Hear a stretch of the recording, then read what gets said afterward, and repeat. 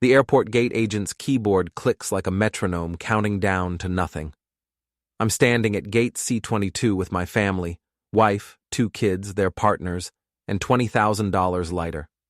The vacation package gleamed in my browser 3 months ago.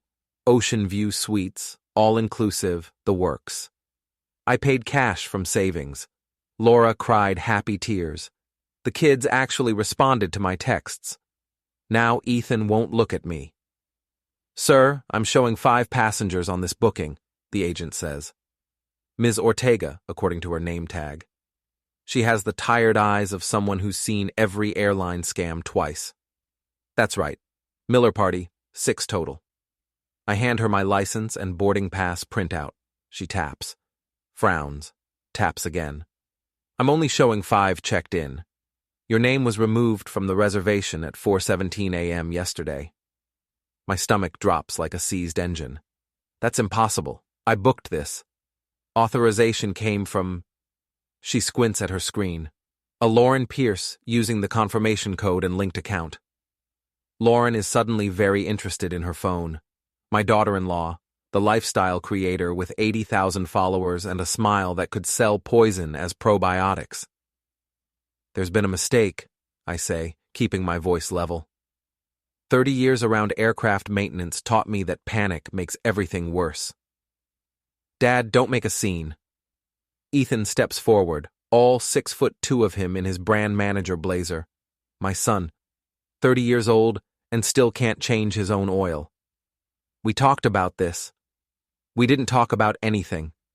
The group chat. We needed to reallocate resources." He says it like he's presenting quarterly earnings. "You understand." I don't understand. Laura's crying quietly near the window. Chloe, my daughter, is filming this on her phone, probably for that psychology podcast she runs, where she mines our family for content and calls it healing work. "The flight board's in 20 minutes, Ms. Ortega says. "I can put you on standby for tomorrow if..." "No ticket for you, Dad." Ethan's smirk is small but deliberate. "Go home. We'll send pictures." Eric, Chloe's husband, actually laughs. He's an events contractor who runs his entire business on credit and bravado, but right now he looks like he just won something. Ms. Ortega prints a denied boarding slip.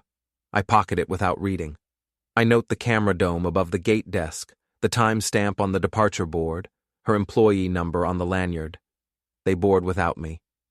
Laura doesn't say goodbye. She just mouths, "I'm sorry," and follows our kids down the jetway like she's walking to her own execution. I stand there until the door closes. Then I walk back through the terminal, past the food court and the bookstore, and the families who haven't been gutted yet. In the parking garage, I sit in my truck for 20 minutes before I can turn the key. They left with my money. I left with the clock. Part 2. 36. The phone wakes me at 6 a.m. I silence it.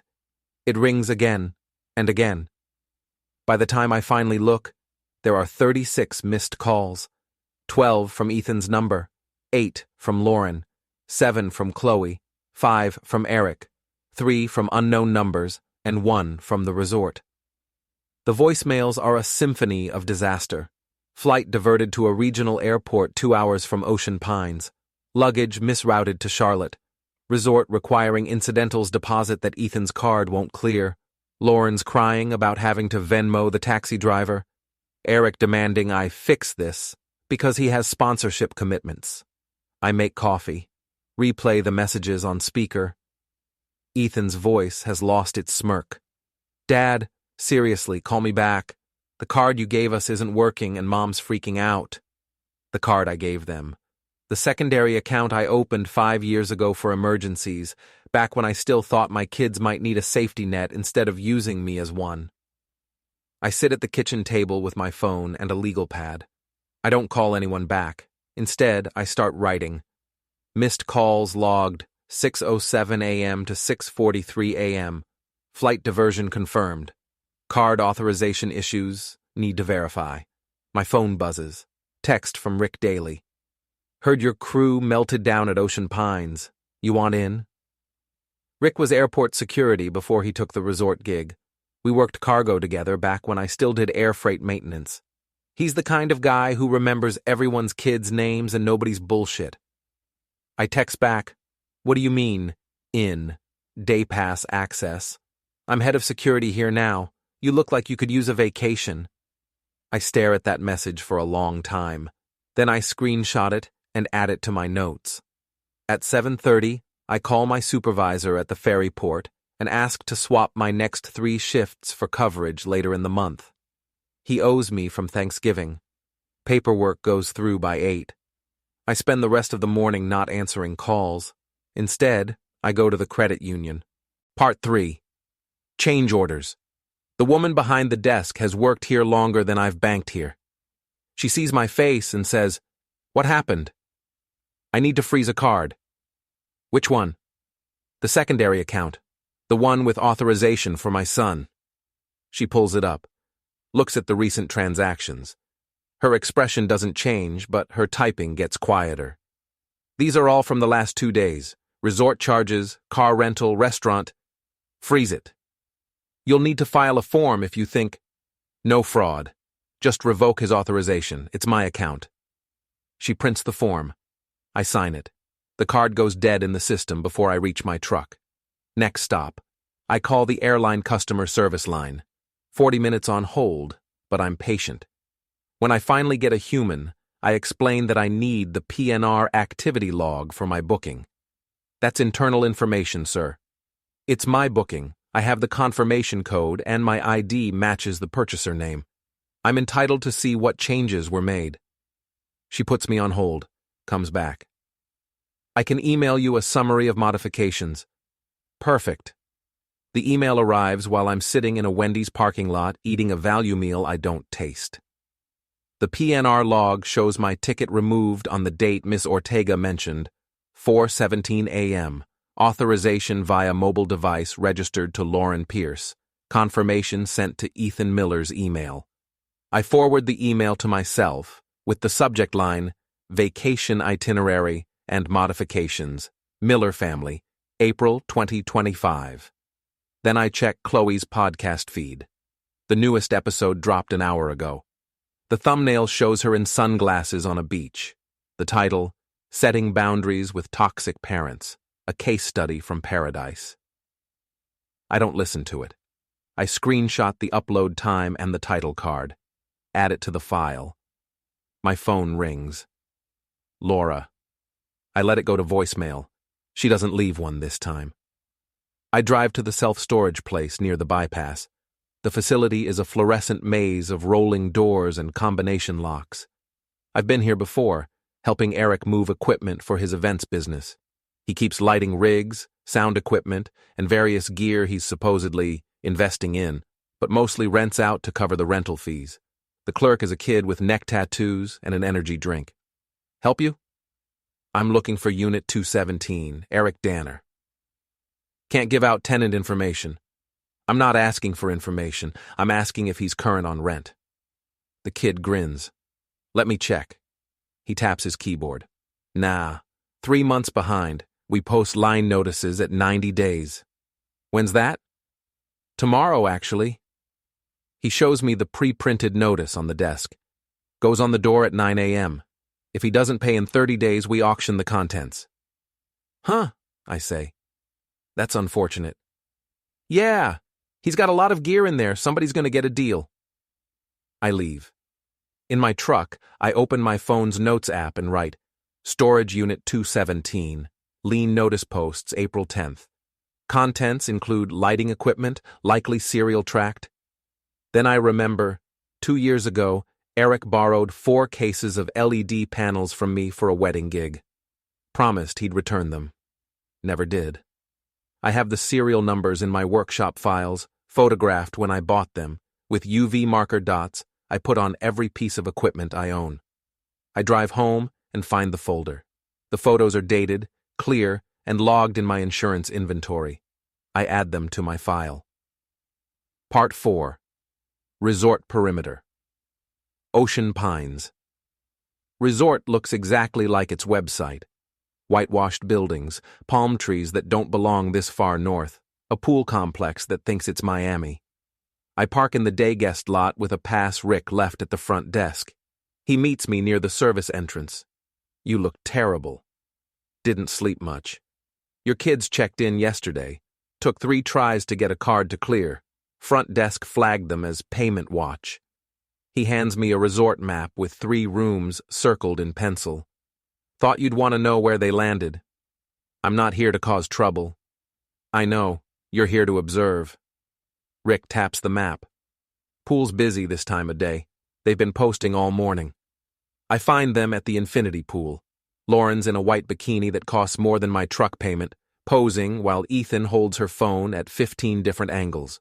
Chloe and Eric are at a cabana, recording what looks like a podcast setup with a portable mic. I don't approach. I take a chair near the towel station and watch. A resort staffer comes by with a tablet. "Sir, are you a guest?" "Day pass. Rick Daly set it up." She checks her tablet, nods, moves on. Eric sees me first. He says something to Chloe, who turns. Her face goes through 5 expressions in 2 seconds. She whispers to Ethan. Ethan walks over. "Dad, what are you doing here?" "It's a resort. I'm a guest." "You need to leave. I paid for a day pass. Check with security if you want." His jaw works. This is harassment. I'm sitting by a pool. Eric stands up now, coming over with the swagger of someone who's never actually been in a real fight. "You heard him. Go home, old man." "Eric, I'm gonna need you to back up." He doesn't. He steps closer, puffing up. "Or what?" I stand. I'm 3 inches shorter than him and 30 years older, but I spent decades ranching frozen cargo doors in sub-zero wind. I don't move fast. I don't have to. Eric tries to get in my face and misjudges the distance. He bumps the towel cart behind him, stumbles, and goes ass first into a stack of folded pool towels. The cart rolls. A cabana umbrella tips. A staffer yelps. Everyone stares. I step back, hands visible. "You okay?" His face is purple. "You pushed me." "I didn't touch you." I look at the staffer. "Did you see me touch him?" She shakes her head slowly. "No, sir. He backed into the cart." Rick appears from nowhere, radio in hand. "Folks, let's keep the pool area safe." "Sir." He nods to Eric. "Please watch your step. Family." He includes all of them with a sweep of his hand. "Be advised that resort policy requires a valid payment card on file for minibar and activity charges. We've had some holds fail. You'll want to update that at the front desk." Lauren's smile looks like it's being held up with fishing line. I sit back down. Pick up a resort magazine. Don't look at them. They leave the pool 10 minutes later. Before I go, I stop at the front desk and ask about booking a private cabana for tomorrow. The clerk runs my card. It clears instantly and reserves Cabana 7. Then I pull her aside. "Actually, I need to cancel that." "No problem, sir. No charge since it's more than 24 hours out." "Perfect." The cancellation triggers an authorization hold release on my card, which bounces to the resort system. Since Ethan's card is already flagged, the system tries to place a precautionary hold there for incidentals. It fails. I hear Rick's radio crackle as I walk to my truck. Front desk to security, payment issue flagged for rooms 314, 316, and 320. I drive home. The sun sets orange over the cargo port. I make a sandwich and start drafting a simple affidavit of purchase with attached receipts. They weaponized a vacation. I'm just returning the favor with paperwork. Part 5, Manifest, Monday morning. I sit at my kitchen table with coffee and a scanner. The receipt file grows. Original booking confirmation, $19,847 charged to my account. Airline PNR modification log, timestamp 04.17, authorized by Lauren Pierce device. Denied boarding slip, gate C22, Agent Ortega, employee ID visible. Credit union freeze form, secondary account, authorization revoked.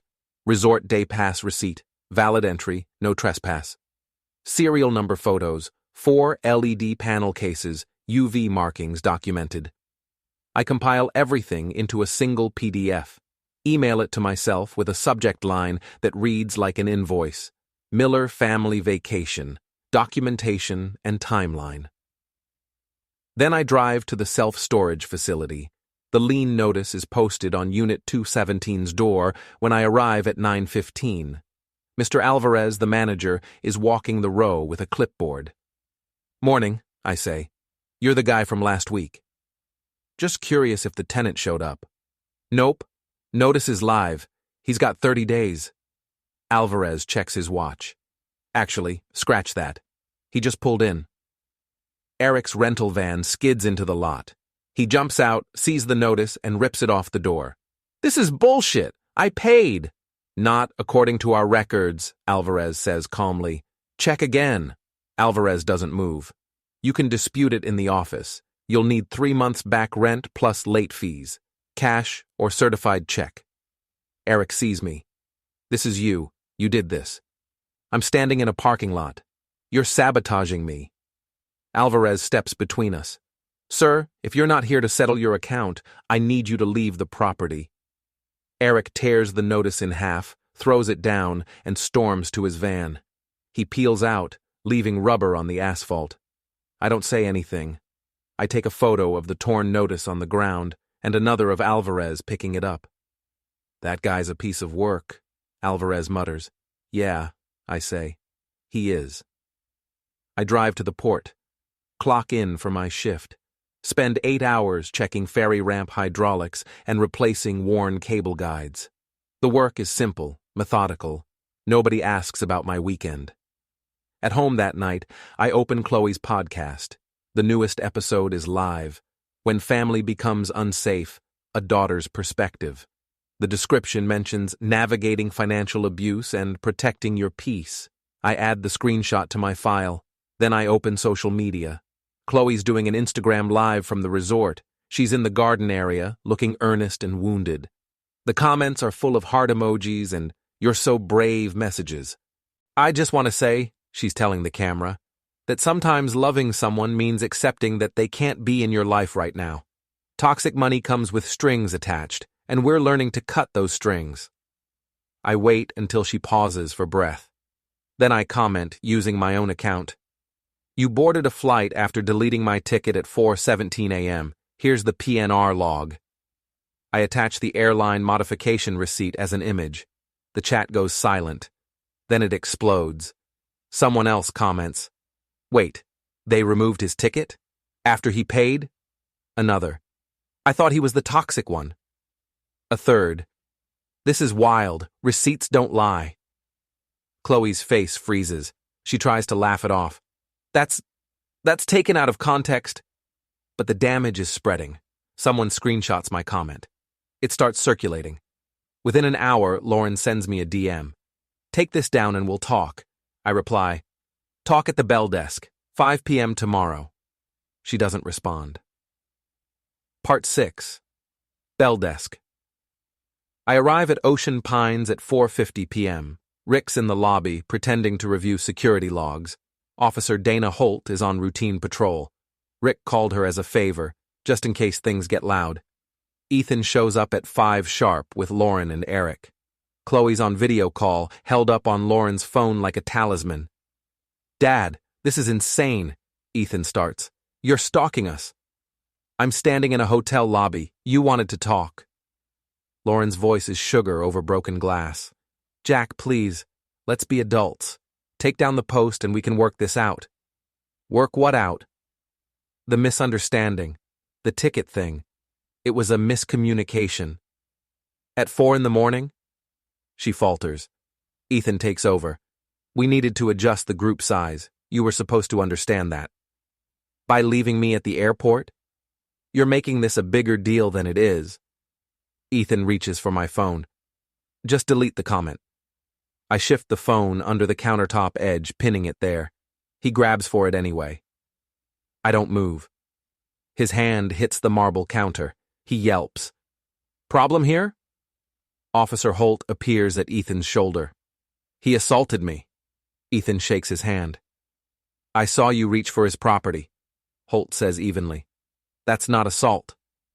Rick steps up to the bell desk. Folks, let's keep it calm. Sir? He nods to me. Do you need assistance? Actually, yes. I turn to the desk clerk. I need to clarify something about billing. I paid for this vacation package originally. My name was removed from the reservation after purchase. Can you print the incidental charges currently tied to my original credit card? The clerk glances at Rick, who nods. She types. Yes, sir. There are several charges, minibar, valet, spa services, that posted before the card authorization was updated. Can those be moved to the new primary card on file, since the authorization was removed without my consent? Yes, that's policy. We can transfer them to the current card of record. She prints the statement. It's 12 pages long. Lauren's face goes white. Just email it to the current guest, I say. I don't need a copy. Ethan grabs the papers, stares at the total. This is $4,200. That's correct, the clerk says. Charges from the first 3 days plus a hold for projected incidentals. The new card will be charged tonight unless you'd like to settle with another form of payment. We can't, Lauren starts, then catches herself. This isn't fair. It's policy, Rick says. You're welcome to speak with the resort manager, but the charges are valid. The manager appears, as if summoned. He's holding a printed letter. Mr. Miller party? I have a courtesy notice. Due to payment processing concerns, we'll need you to settle all outstanding charges by 10 a.m. tomorrow, or we'll have to restrict amenities to room-only access. Ethan's face is the color of raw steak. You did this. I clarified billing. I look at Officer Holt. Am I free to go? Absolutely. I walk out. Behind me, I hear Eric shouting something about lawyers. Rick catches up to me in the parking lot. That was beautiful. It's just paperwork. You want coffee? I'm off in 20. We sit in the back of house break room while Rick walks me through the resort's camera system. He doesn't offer access. He just points out which areas have coverage and which don't. I'm not asking you to do anything shady, he says, but if something happens in a covered area, we'll have footage. Good to know, he grins. You're terrifying when you're calm. I'm just tired. No, Rick says. You're awake. Part 7. Rooftop weather. Eric posts on Instagram that he's doing a sunset shoot at the downtown parking garage. Some kind of lifestyle sponsorship content with Lauren. The location is tagged. Harborview Parking, Level 6. I know that garage. The top level has 3-foot walls and wind that'll knock over light stands if you don't weigh them. I park on Level 5 and walk up the ramp. They're already setting up. Reflectors, a portable ring light, 2 cases of gear. Eric's barking orders at Lauren, who's trying to get her hair to cooperate in the wind. I stay back, near the stairwell, just watching. Eric sees me. You've got to be kidding me. Public space. Get out of here before I make you leave. I'm parked here, my truck's 1 level down. He strides over. I'm serious. Leave. Now. Or what? He shoves my shoulder. I plant my feet, let his momentum carry him forward. He stumbles, catches himself on a concrete pillar. Did you see that? He shouts to Lauren. He pushed me. No, I say quietly. You pushed me. I stood still. A security guard comes up the ramp, drawn by the noise. Everything okay? This guy's harassing us, Eric says. I'm standing here. He shoved me. The guard looks between us. Sir, if you're just parking, you're fine. Sir, to Eric, if you're using the space for commercial purposes, you need a permit. This is content creation, not commercial. Do you have a permit? Eric doesn't answer. The guard shrugs. I'll let it slide if everyone stays calm. The guard leaves. I stay where I am. Eric goes back to his setup, muttering. I watch him clip lights to a rolling cart, watch the strap strain in the wind. One of the cases has a label I recognize, my UV-marked LED panels. When Eric takes a break to check his phone, I walk over and crouch by the cases. I pull out my keychain UV light, the kind you use to check for leaks, and run it over the corners. 3 small dots glow violet. My mark. What are you doing? Eric's back, shoving me aside. Get away from my gear. Your gear? Yeah, mine. I paid for it. When did you pay me? What? 2 years ago. You borrowed 4 cases of LED panels for a wedding. Never returned them. These cases. I tap one with my boot. Check the serial numbers against these photos. I hold up my phone, showing the dated inventory shots. Eric's face cycles through confusion and rage. Those were gifts. No, they were loans. I have the text exchange where you said you'd return them, and the purchase receipts. And these UV marks I put on all my equipment. You marked them? He's almost laughing. That's insane. It's smart. I stand. I'm taking them back. The hell you are, Eric charges. Not a shove this time, a full-on rush. I step aside. He runs into the cart. The strap holding the lights snaps. A panel swings wide and cracks against the concrete wall. Sparks spit. Eric trips over the cartwheel and goes down hard, skidding on his palms. Lauren screams. The security guard's back, this time with a supervisor. I show them the photos on my phone. Those 4 cases are mine. Serial numbers match, UV markings confirm. He borrowed them and never returned them. The supervisor examines the cases with his own UV light. The dots glow. He checks the serial plates. These match your photos. I want them back. You can't just take, Eric starts. You can file a police report if you think they're yours, the supervisor says. But if the serial numbers match his documentation, he has proof of ownership. I load the 4 cases into my truck. Eric screams about lawyers the whole time. Lauren's crying. The security supervisor makes them pack up the rest and leave the level. As I drive away, my phone buzzes. Chloe, texting Laura. Mom, tell him to stop. Brands are asking questions. I screenshot it. Add it to the file. Part 8. The Family Plan. Laura shows up at my house Wednesday night. She doesn't knock. She still has a key. She sits at the kitchen table, won't look at me. They want me to make you stop. Stop what? Humiliating them. They're losing sponsorships. Chloe's podcast numbers are down. Eric's clients are asking questions. Good. She flinches. Jack, please. They're our kids. They stole a vacation from me at the airport on camera. It wasn't supposed to happen like that. Ethan said it would be a surprise, a reshuffling. At 4 a.m? She finally looks up. Her eyes are red. They made me do it. Ethan said if I didn't approve the change, he'd tell everyone I was the reason their lives were falling apart. That I enabled your controlling behavior. What controlling behavior? Asking them to pay back loans. Wanting to be included in plans. Not giving them the house. That stops me cold. The house? Last year, both kids asked us to transfer the deed. Just in case something happened, they said. So they could stabilize finances if we got sick or, I don't know. Ethan made it sound responsible, like estate planning. And you considered it? I signed the ticket change because they said if I didn't, they'd start the deed conversation with you directly. They said it was a test of whether I was on their side or yours. She's sobbing now. I thought if I went along with the airport thing, they'd drop the house thing, but they didn't. They just kept pushing. I sit across from her. Who's steering, Laura? Ethan and Lauren. She's in his ear constantly. Eric and Chloe just follow. And you? I'm terrified of losing them. You already lost me. She doesn't argue. My phone buzzes. Rick. Resort's downgrading your kids at noon tomorrow if the card doesn't clear. Thought you'd want to know.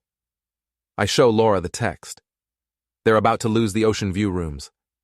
Can you help them? No. Jack. They made their choice. I'm making mine. She leaves. I don't stop her. That night, I draft 2 letters on plain paper. No lawyer needed. Notice of no trespass.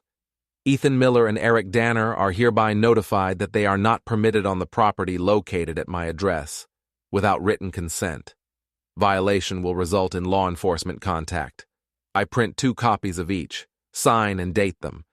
They're not legal documents yet, but they will be once served. I add them to my folder. Part 9. Small claims, big crowd.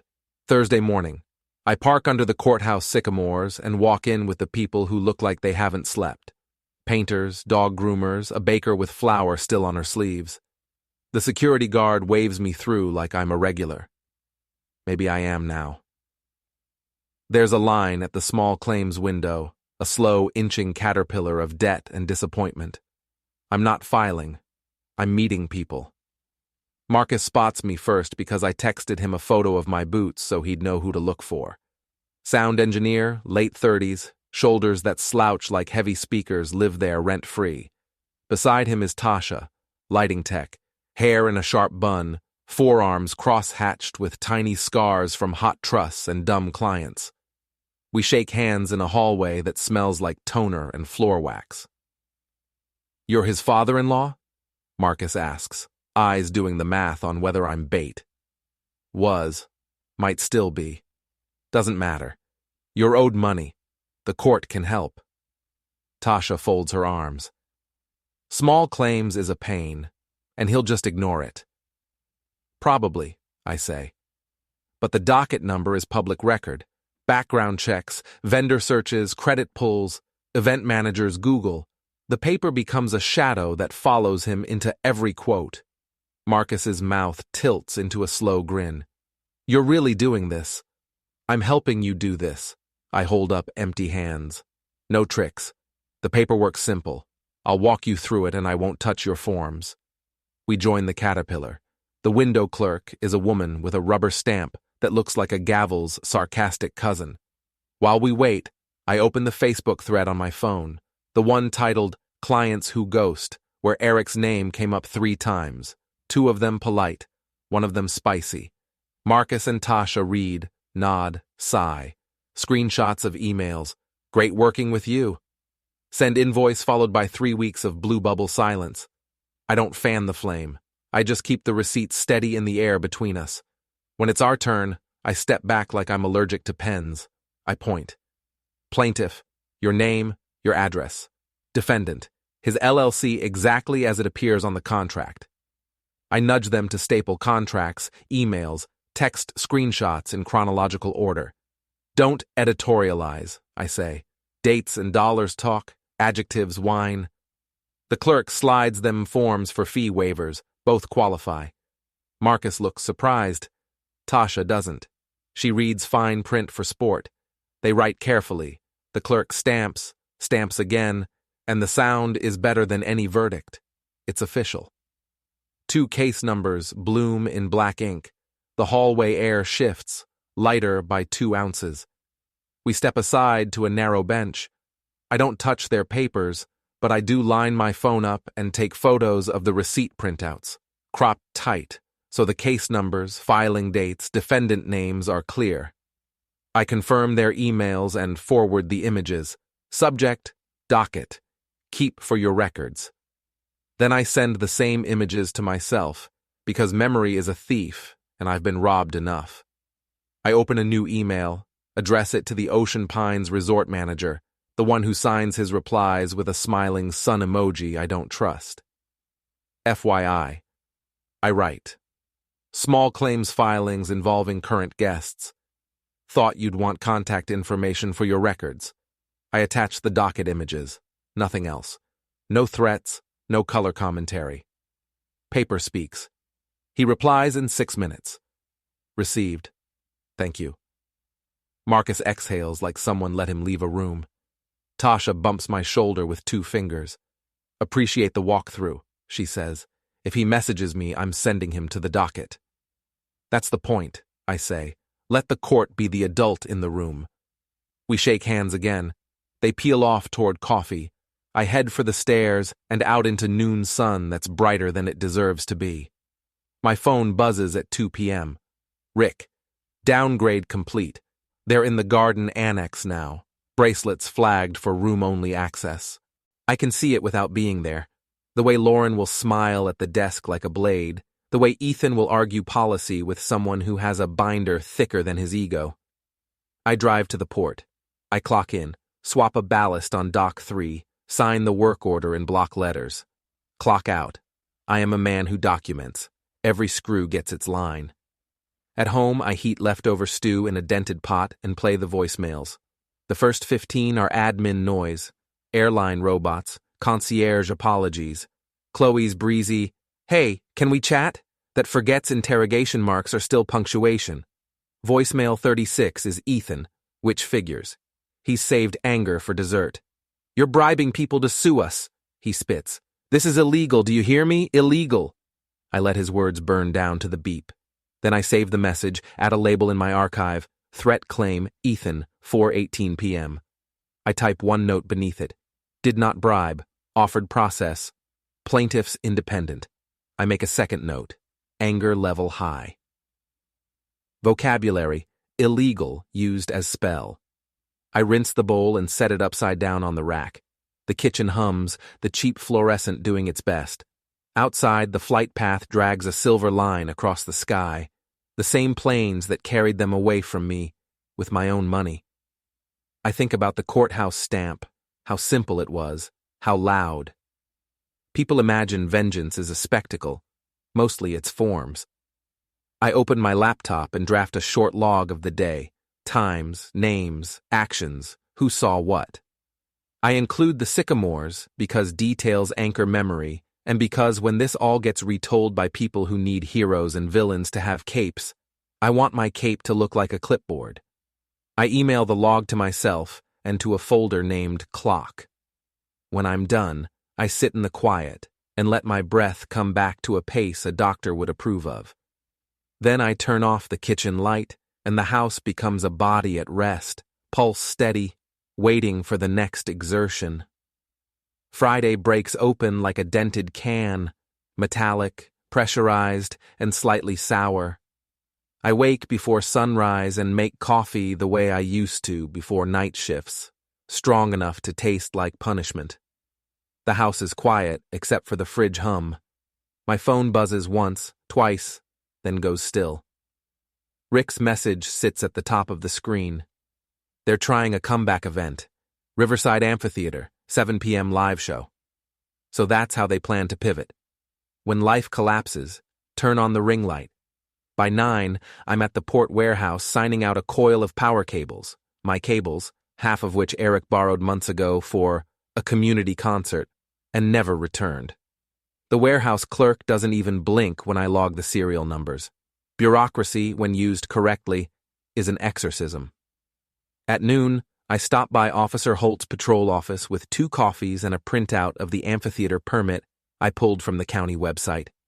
Insurance column, lapsed. I don't need her to do anything, only to be there, the way a referee exists, so the game doesn't become a riot. She nods once and says, "I'll make a drive-by." That's all I need. By late afternoon, the air is heavy with humidity and pretension. The amphitheater parking lot smells of cable insulation, fried food, and ambition. I park 3 rows away from their rented van, engine idling like a low growl. Ethan and Lauren are pacing near the stage gate, both wearing matching branded hoodies that still smell of plastic. Eric argues with a venue tech half his age about power draw limits. Chloe films everything. Of course she does. Their brand resurrection, their phoenix moment. I text Rick one word. Ready. At 6:30 I walk in carrying a coil of my labeled cables over my shoulder, a clipboard under my arm, and an expression that says I belong here. The kid at the gate waves me through. He's too busy checking vendor badges. The stage looks half alive, lights flickering, screens looping a countdown to nowhere. The air is wrong, like static before a thunderclap. I find the amphitheater manager, a round man with the tan of someone allergic to indoors. I hand him my printed verification sheet. These cables are mine. Serial numbers match the venue's inventory log from last season. I'm reclaiming them. He checks, nods. Policy is policy. When Eric sees me, he goes pink to purple in 3 seconds. "You can't be here," he yells. "I can," I say. "You're on county property, unpaid insurance, using stolen equipment. I'm doing the venue a favor." Security radios crackle. Officer Holt appears at the gate exactly on cue, slow-walking the moment like a jazz solo. "Everything all right, folks?" Eric tries to rally. "This is my father-in-law, he's sabotaging us." Holt raises an eyebrow.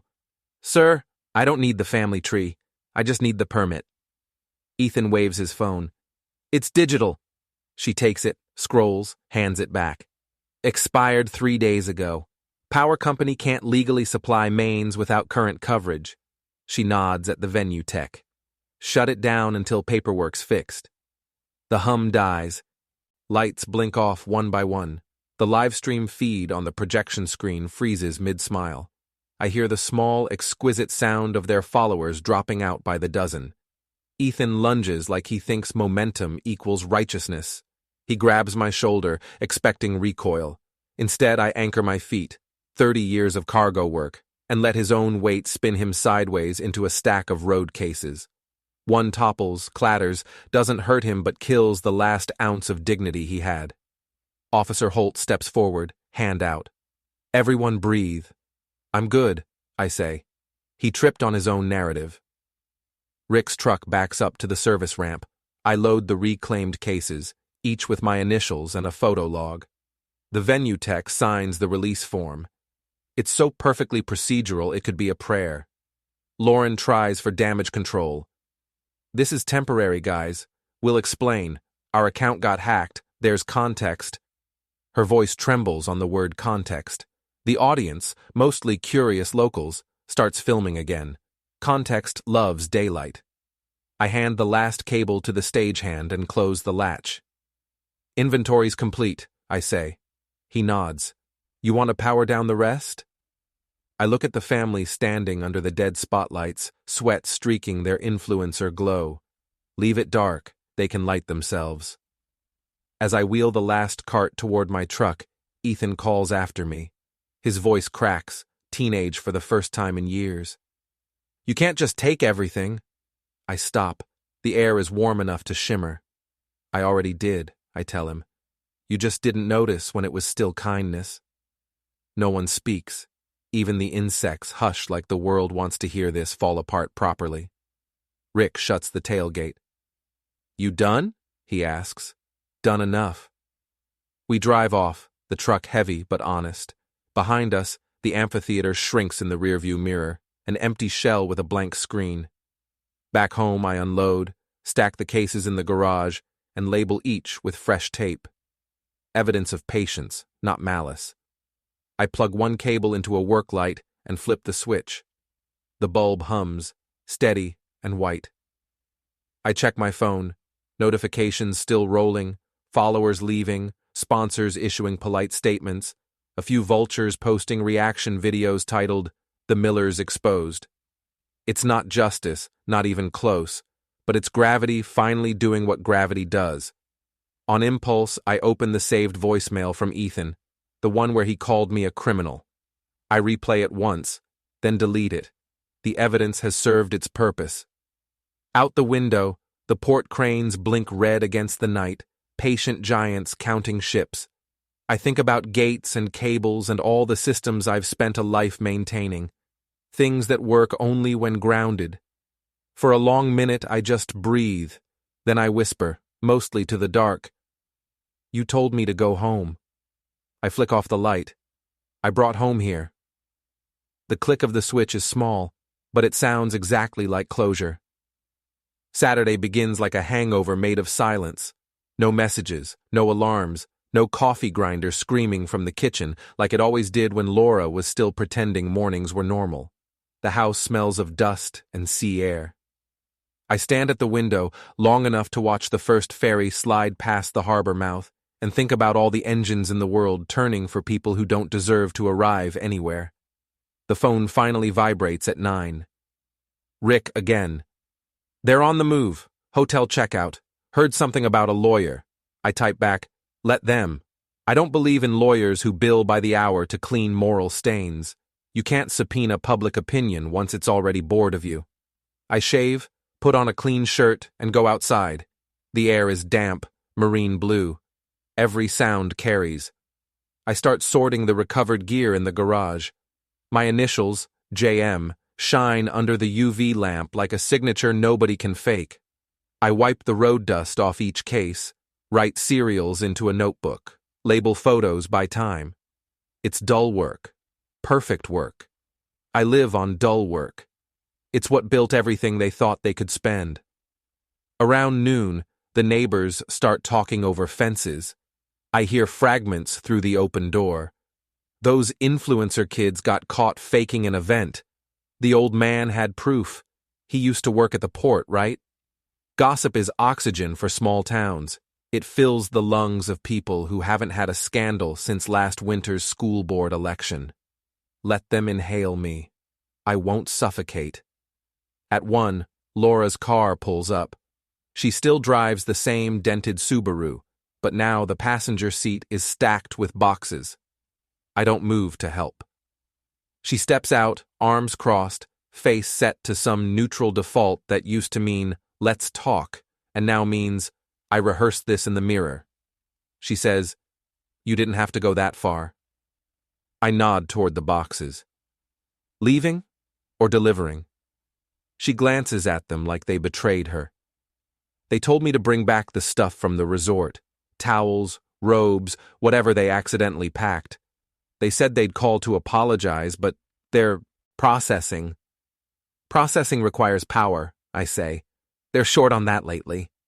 Her sigh comes out like a deflated tire. You're enjoying this. No, I say. Enjoyment implies surprise.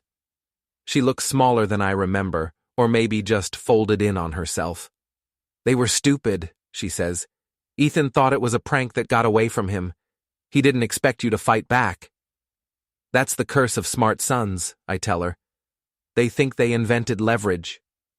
For a minute, we just stand there, the kind of silence that would make a therapist drool. Then she says quietly, I told them to stop before it got ugly. It's not ugly yet, I say. Ugly's when someone learns the cost of ignoring the rules. She opens her mouth, closes it, then places the boxes by the door and gets back in the car. I don't wave. The sound of her tires fades down the block, and the street looks like it always has, unimpressed. Inside one box, I find a folder labeled Ocean Pines Legal. Copies of invoices, unpaid minibar charges, and a typed statement from the resort manager confirming damages billed to Ethan's card. They must have planned to dispute it, but now it's mine, another brick in the wall. I scan everything, store it in the clock folder with the rest. The folder's fat now, almost smug. At 4, Rick calls. You should check the news, he says. Your boy's going live again. Says he's telling the real story. I open the feed. Ethan's face fills the screen, pale and sweaty under the wrong lighting. He starts with the usual script. There's been a misunderstanding, things taken out of context, online harassment. Behind him, Lauren stares at a cue card that must say something like, smile gently, appear human. I scroll through comments faster than he can speak. Half his sponsors have already posted neutrality statements. A few of his old brand friends drop emojis that read like headstones. Then he says it. My father's trying to destroy my family because he's bitter. He hacked our accounts. He's mentally unstable. The word unstable hits, like a bad spark plug, firing out of rhythm. I almost laugh. The irony's too clean. Within seconds, people in the comments start digging up their own receipts, screenshots, hotel reviews, witness clips from the amphitheater. I don't have to move a muscle. The avalanche doesn't need my push anymore, but watching it feels hollow, like seeing a machine I built run without me. Revenge turns quiet after it's done its job. I close the stream before the algorithm decides I need another replay. Evening drifts in. I drive down to the docks, park by the edge where the asphalt ends in salt water. The cranes blink red over the bay. I sit there and breathe until the engine heat dies, until the world sounds like tide and metal. My phone rings once more. Rick again. They're leaving town tonight, he says. Heard they're heading inland, maybe to her parents' place.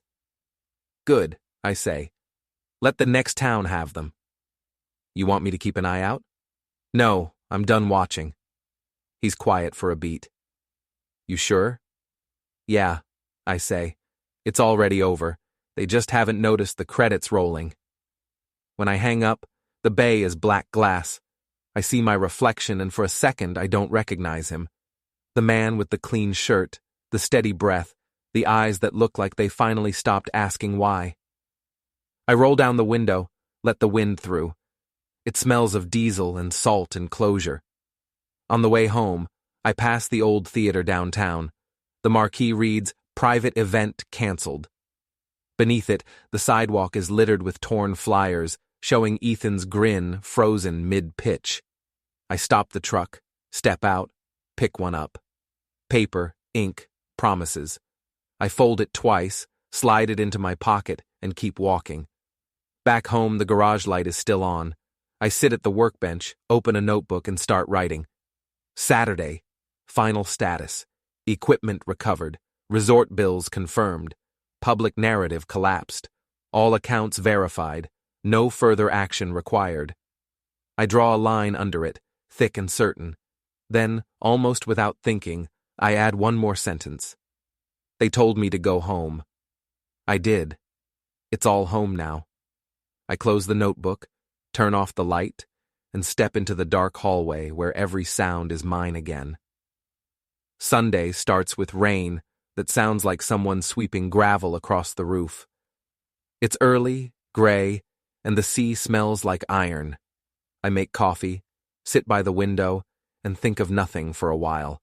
Thinking has turned into a muscle that cramps if I flex it too long. The radio hums low static, a talk show about home renovations, cheerful voices painting over rot. I listen anyway. Routine is a leash I tie around my own neck, just to remember I can still take the dog for a walk. Around 9, I get an alert from the resort's public page, a press release, neat as a death certificate. It says, due to ongoing legal disputes involving recent guests, Ocean Pines Resort will cooperate fully with authorities. Translation? They're cutting ties and covering their asses. I forward it to my archive folder and let the notification blink out. By noon, the rain slows, replaced by wind that rattles the window frames like a reminder. I drive to the hardware store because it's better than sitting still. I buy paint for the garage walls, a new extension cord, and a broom. The cashier, an old man with a name tag that just says Earl, glances at the paint and asks if I'm fixing something up. I tell him no, I'm painting over the past. He laughs politely, the way people do when they sense landmines in small talk. Outside, the air smells like wet wood. I stand under the awning and watch cars hiss through puddles.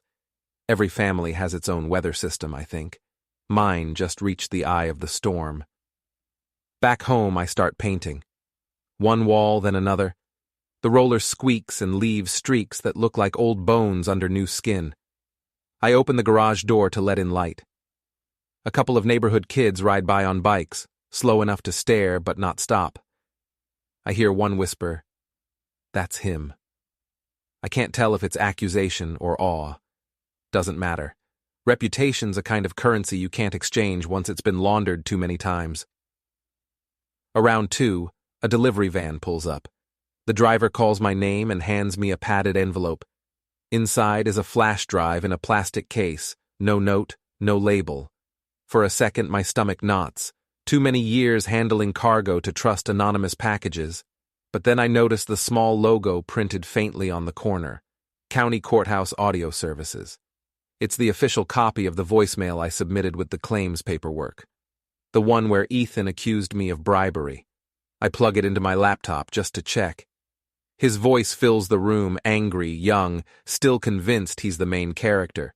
"You're bribing people to sue us. This is illegal."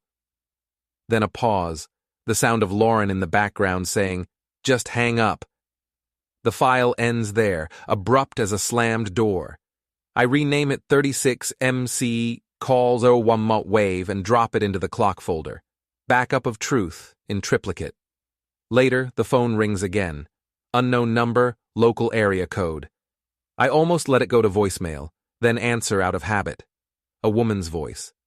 Careful, measured. Mr. Miller, this is Diane Moore. I represent Ocean Pines Resort. We wanted to inform you that the charges disputed under your card have been fully reversed. Also, we've terminated all affiliate contracts with the other parties involved. The words hit with quiet precision. I thank her. She offers an apology on behalf of the management. I tell her she's not the one who owes it, and she laughs softly, maybe surprised I'm not shouting. When the call ends, I stare at the phone for a long time. No triumph, no firework, just silence again. The kind that costs 20 grand and 3 months of your life. Evening drags its feet. I go down to the docks, where the cranes stand like sentinels. Rick is there smoking, leaning against a bollard. You look like you slept for the first time in a decade, he says. I tell him maybe I did. He flicks ash into the wind and asks, "What now?" I shrug.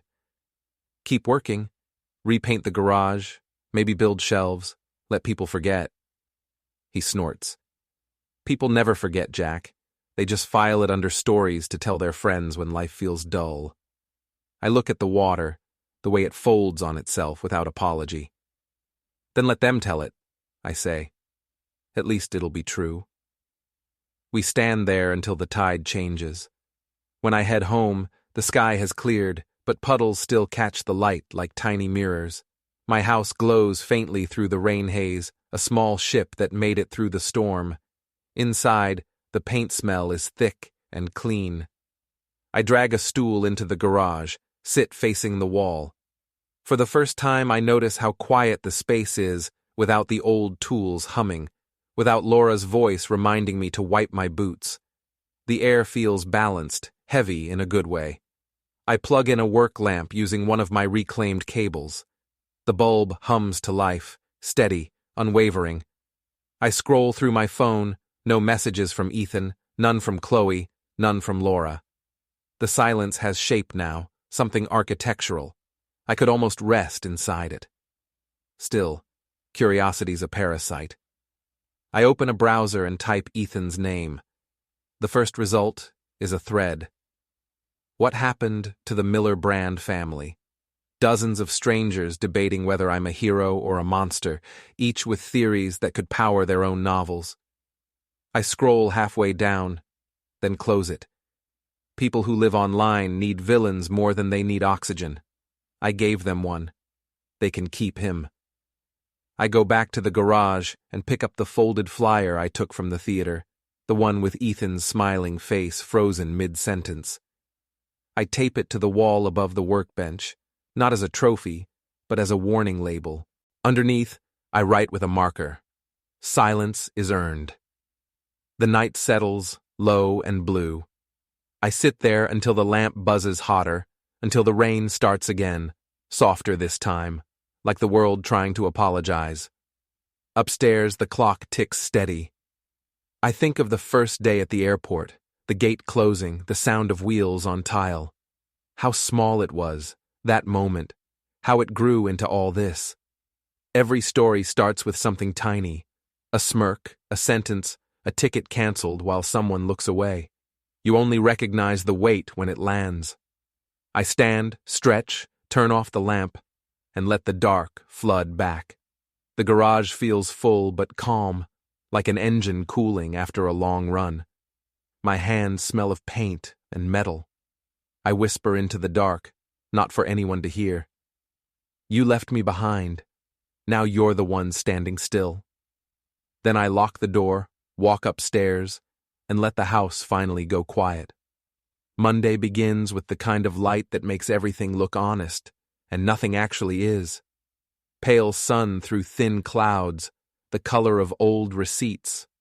I wake before the alarm, check my phone, scroll through the same silence. Nothing from anyone. I've learned that absence can make more noise than words ever could. I make coffee, black and bitter enough to remind me I'm still here, then pull the no trespass letters from the drawer. Each one on clean paper, notarized, addressed to Ethan and Lauren, and Chloe and Eric. There's something beautiful about bureaucracy when it's weaponized correctly. Every line polite, every sentence a brick in a wall. I slide them into large envelopes, add tracking stickers, and label each in my careful block print. No drama, no flourish, just the quiet finality of ink doing what shouting never could. By mid-morning, I'm at the courier service downtown. The clerk recognizes me from the docks. "Big day, Jack?" he asks. I smile like someone who found the punchline, just tying up loose ends. He scans the barcodes, stamps the receipts, hands them back. The sound of each stamp is a heartbeat, steady, methodical. When I leave, the envelopes ride in the passenger seat like passengers who know they're about to deliver bad news.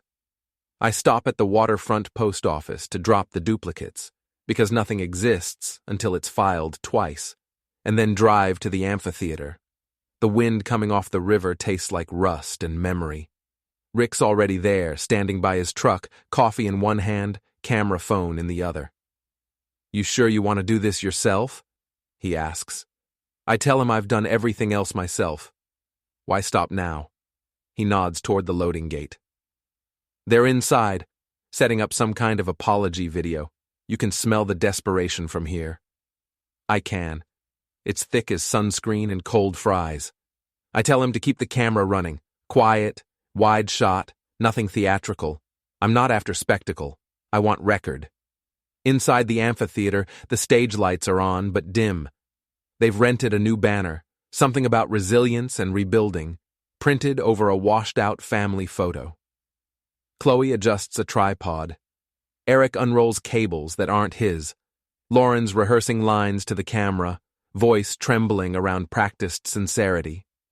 Ethan stands in the center, holding a mic like it's a confession booth.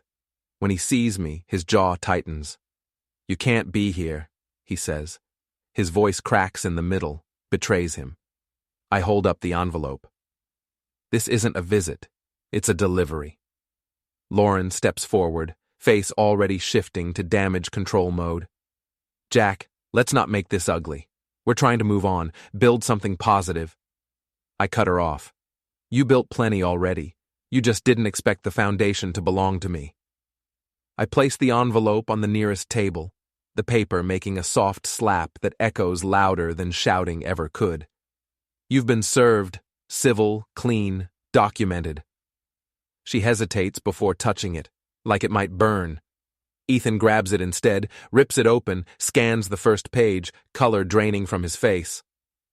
"You're banning us from the house?" he says, like the concept of boundaries is foreign. "It's my family home." "It was," I answer. "Then you tried to turn it into collateral. I'm done living in your marketing campaign." Chloe turns her phone on, starts recording. "You're threatening us on camera." I meet her gaze and nod toward Rick's lens, catching all of it from the aisle. "Good. Let the internet decide who's threatening who." Eric mutters something under his breath about suing me for harassment. I smile. "You'll need money for that. Maybe you can start another GoFundMe. Tell them the old man took away your playhouse." His shoulders tense. For a second I think he'll swing, but he just looks down, hands shaking. I almost pity him until I remember the flight gate, the smirk, the ticket they kept for themselves. Lauren finally breaks the silence. "Jack, please. We didn't mean for it to go this far. We just wanted independence." I tilt my head. "You could have tried honesty. It's cheaper." Then I hand her a second envelope, identical, one for Chloe and Eric. Same deal. "You stay away from the property. You stay away from me. That's the last line you'll ever cross." The stage crew, mostly kids who signed up through temp apps, are pretending to adjust lights, but they're really listening. One of them whispers, "Holy shit," under his breath. The moment hangs like electricity right before a storm breaks. I step back, nod at Rick. He lowers the camera slowly, reverently, like someone closing a casket. Outside, the air hits colder. I can still feel their eyes burning between my shoulder blades, but none of them follow. They can't. In the parking lot, I stop to watch the courier van pull up. Perfect timing. The driver climbs out, clipboard in hand. "Jack Miller?" he asks. "Sign here, confirmation of delivery." The irony nearly makes me laugh. I sign. He grabs the remaining packages from the back, duplicates of the letters, and walks inside. Through the glass doors, I see him hand the envelopes to Lauren and Chloe, while Rick films from a distance. The timestamp flashes in the corner of the screen. Evidence with a pulse. By the time I reach the truck, Rick's still smiling behind the camera. "You're trending again by tomorrow," he says. I shake my head. "Not me. Them. I'm just the static." He claps me on the shoulder. "Static burns, you know." I tell him that's the point. Driving home feels different this time. Not lighter, just final. The kind of quiet that comes after a verdict, when nobody won but everyone's finished pretending. The road hums under the tires, the sky's fading into that washed-out coastal yellow that means evening's coming whether you're ready or not. When I pull into the driveway, the house waits exactly where I left it. Solid, ordinary, untouchable. I park, sit for a long time, and let the engine tick as it cools. The truck smells like salt and paperwork. Inside the house, the lights are dim, the air still heavy with fresh paint. I set the copies of the signed receipts on the kitchen counter, flatten them with my hand. The ink is still damp. It looks like closure written by a bureaucrat. I stand there listening to the refrigerator hum, the faint creak of the rafters, the pulse in my wrist. Somewhere in town, the family that used to be mine is probably planning their next statement, another apology wrapped in self-pity. Let them. The world has already decided what kind of story this is. I go to the garage, open the door to the evening air, and look at the horizon beyond the port cranes. The tide is out, the mudflats shining like old mirrors. For the first time in months, I don't feel like I'm waiting for anything. No more missed calls, no more noise. Just the steady, quiet rhythm of a man who finally built something that can't be taken. I whisper into the dusk, "You've been served," and the words disappear into the wind like smoke that doesn't need to rise again. Tuesday starts with sun and the kind of wind that feels rehearsed, steady, patient, ready to carry something away. I wake before the alarm again and stand by the kitchen window, watching the first ferry cut through the water like a clean blade. There's a voicemail from Rick waiting, short and dry.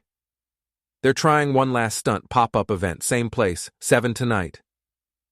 I delete it after listening once. There's nothing left to decide, but I go anyway. The day crawls.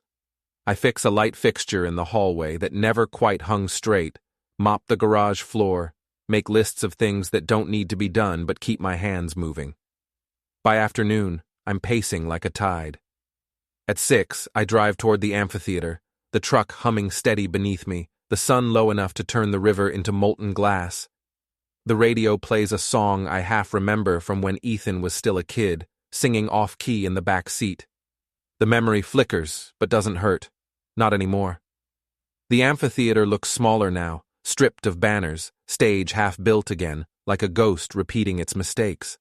A few folding chairs, a ring light, a cheap PA system plugged into a rented generator. No audience yet, just echoes. Ethan's pacing near the front, jaw tight, holding his phone like it's a weapon. Lauren's adjusting the camera, whispering to him. Chloe and Eric linger at the edge, checking their reflections in a dark screen. They all look thinner, washed-out versions of their glossy selves. Desperation ages faster than time. Rick's truck is parked by the service gate, engine idling. He nods when I step out, but doesn't speak. Officer Holt stands nearby, hands in pockets, pretending to watch the sunset. It's all perfectly legal, perfectly observed. The wind picks up, blowing grit across the concrete. Ethan looks up and freezes when he sees me. "What are you doing here?" he says, his voice fraying at the edges. "You don't get to ruin this too." I walk closer, slow, even steps. Already ruined itself, I say. I'm just here to finish the math. Lauren turns toward me, eyes bright with performance panic. We're live in 5 minutes, she says. Please don't make a scene. You made it, I answer. Months ago. Behind me, Rick shuts off his truck. The silence spreads wide. The river wind fills it. Ethan's trying to start the generator again, but it keeps coughing, sputtering, choking on its own exhaust. Eric kicks at a cable, swearing under his breath. Lauren's phone buzzes, and she looks down, face blanching as she reads. Sponsors, probably, canceling in real time. She drops the phone. The sound it makes on concrete is small but final. I reach into my jacket pocket and pull out a single sheet of paper. The resort's final statement, clear, public, time-stamped, cutting ties with all of them. I hand it to Ethan without a word. He takes it, scanning, eyes darting, face collapsing in slow motion. You sent this? He whispers. No, I say. You did. Every post, every lie, every unpaid bill, I just turned the mirror the right way. He lunges, but the movement's clumsy, all panic, no power. I step sideways, plant my shoulder, and he collides with a road case, stumbles, regains balance but doesn't try again. Holt steps between us, calm and steady. Enough, she says, voice level. Ethan backs up, chest heaving, eyes glassy. Lauren sinks onto one of the folding chairs, mascara streaking down like war paint melting. Chloe's muttering something about legal action, but even she sounds like she's reading from a fading script. Eric kicks the generator again. It coughs once and dies. The lights blink out, the cameras go black, and for a breathless instant, the entire world goes still. The silence is so deep, it feels physical. Then, from somewhere behind me, Rick starts the truck again. The headlights flare white across the stage, cutting through the half-dark. I turn to Ethan and say quietly, this is what the end looks like. No speeches, no edits, just power finally going where it belongs. He says nothing. No one does. The only sound is the river wind moving through the empty seats, the flapping of a banner that never got taken down, half ripped, half true. I walk to the truck. Each step feels like exhaling something I've been holding too long. Rick watches me climb in, says, that it? I nod. He pulls the gear shift. The truck rolls forward, tires crunching gravel. In the rearview mirror, the stage is nothing but silhouettes. 4 people and a dead generator framed by fading light. At the edge of the lot, I tell him to stop. I step out, turn once more to look back. The amphitheater glows faintly under the first street lamp flicker. The family that once carried my name stands motionless in its dim glow, each of them holding pieces of something that used to be a story. I raise a hand, not in farewell, but in closure, and speak loud enough for the wind to take it. You told me to go home, I say. I brought home here. The words hang in the air like the last note of a song that doesn't need applause. Then I get back in the truck. Rick drives on. The road bends along the river, headlights cutting through the dark. Behind us, the amphitheater shrinks, lights dying one by one until the night swallows it whole. I roll down the window, feel the cold air against my face, and for the first time in a long time, I don't think about what comes next. The story ends where it should, on the edge of motion, power balanced, everything earned.